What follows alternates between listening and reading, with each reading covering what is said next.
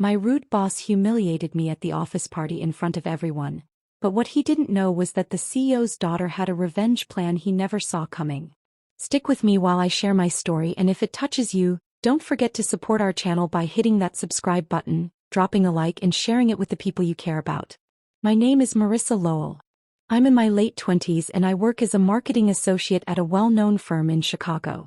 On paper it sounds like a dream job: creative projects, big campaigns, and opportunities to grow. But the reality wasn't so perfect because of one man, my boss, Clinton Rourke.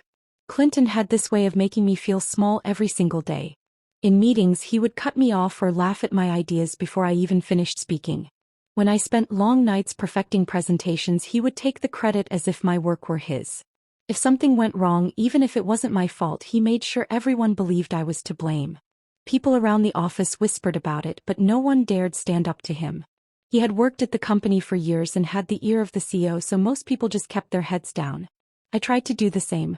I told myself to focus on my work, to let my results speak for themselves, but the constant digs chipped away at me. I remember one time I stayed late for days putting together a client pitch. When the big meeting came, Clinton opened with, "I'll be walking you through my proposal," and then clicked through my slides without a single mention of me.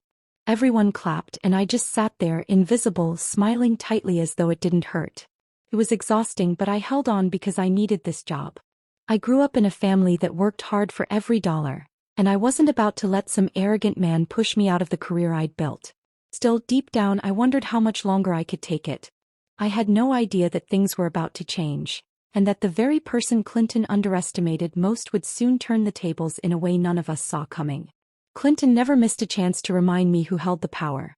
In meetings he would lean back in his chair, smirk, and wait for the right moment to tear into me. If I spoke up with a new idea, he would twist my words, restate them as his own, and then watch the room nod in approval as though he were a genius.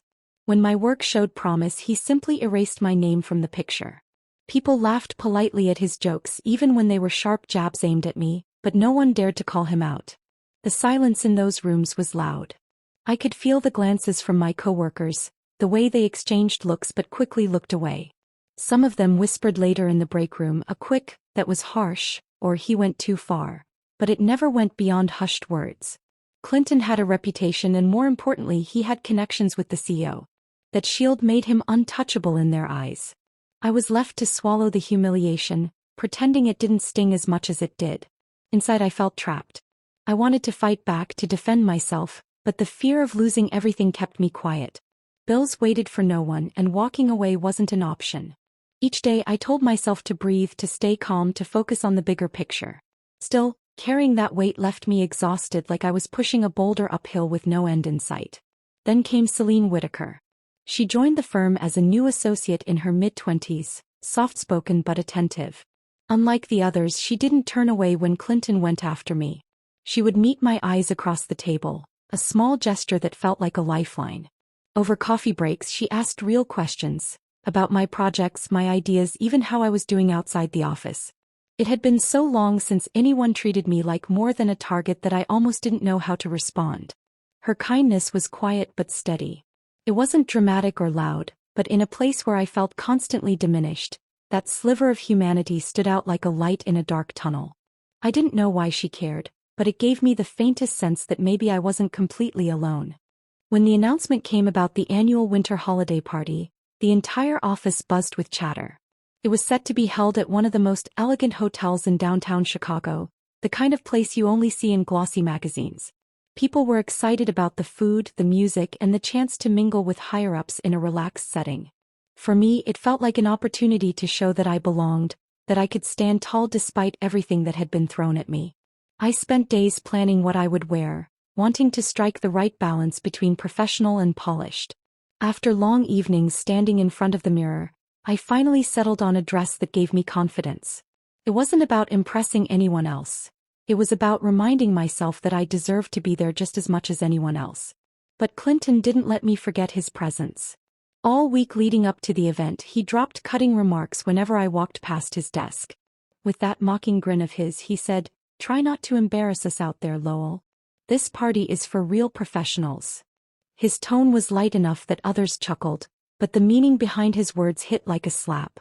I forced a smile each time, pretending it didn't bother me. Inside though, the sting lingered. I wanted to shout back, to tell him that I worked just as hard as anyone, maybe harder. Instead, I kept my head down and stayed quiet, convincing myself that giving him a reaction would only give him more power. As the night of the party drew closer, I carried that mix of excitement and dread. I hoped it could be a chance to feel normal for once, to laugh and relax like my colleagues. Still, in the back of my mind, I worried about what Clinton had in store. With him, every occasion seemed like another stage to tear me down. The evening began with warmth and laughter echoing through the ballroom, glasses clinking as co-workers mingled with clients. Music played softly, and for a while it almost felt like a normal celebration. But as the night wore on, Clinton's glass never seemed to stay empty. Each refill loosened his tongue, and the volume of his voice rose above the crowd. At first his comments were just loud jokes, nothing too sharp, but soon the tone shifted. Standing near a cluster of colleagues and a few important clients, he leaned in with a smirk and said, "Marissa's no good with presentations. Honestly, she's only useful for coffee runs." His words cut through the air like a knife.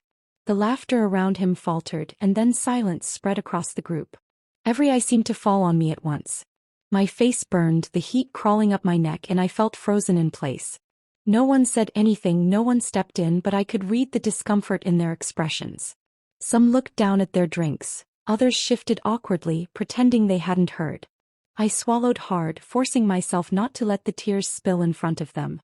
My throat tightened, but I managed a weak smile as if brushing off the comment. Inside though, the humiliation stung so deep it was hard to breathe. I excused myself quietly, muttering something about needing a break, and slipped away toward the restroom. The moment the door closed behind me, the noise of the ballroom faded, leaving me in the stillness of tiled walls and bright lights.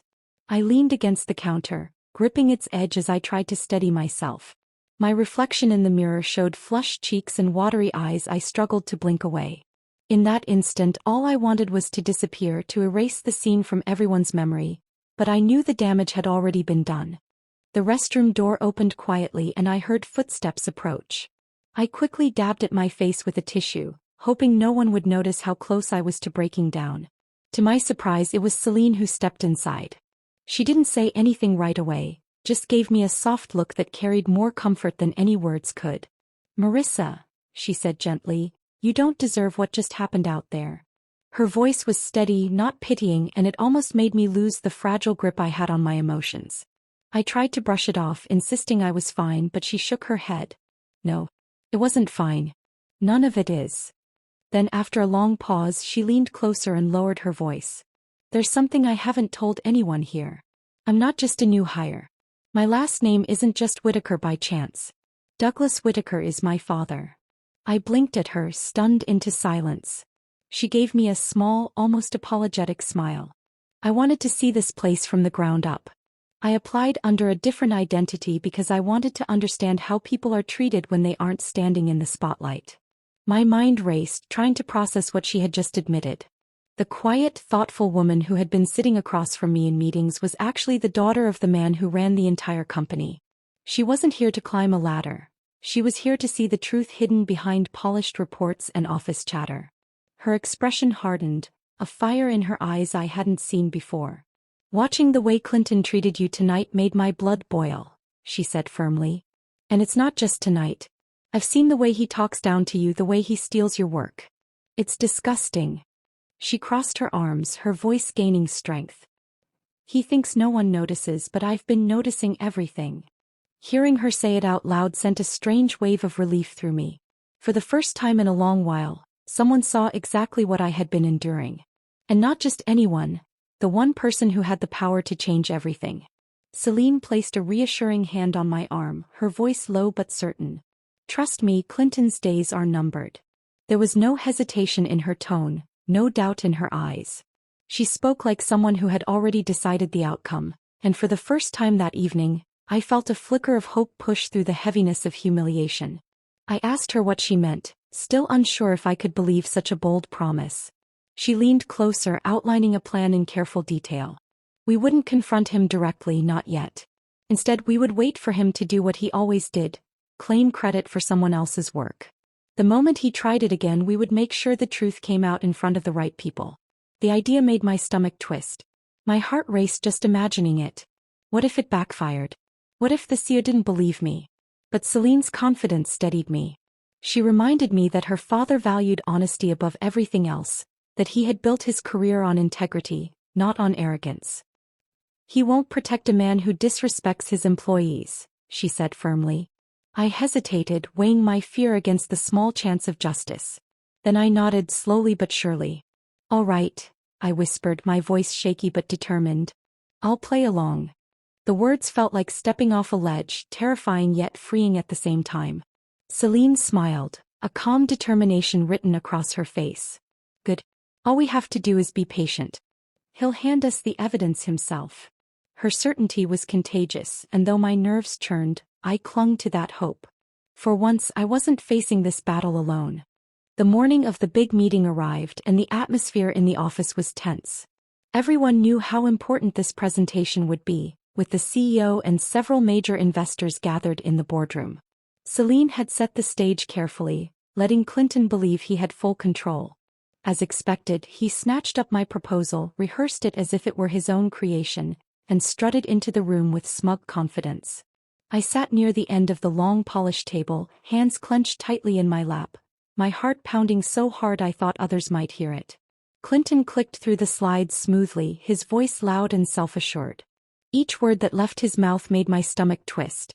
This was my work, my research, my long nights poured into every chart and sentence, yet here he was parading it like a trophy he had earned. The investors nodded along, impressed by the polished flow.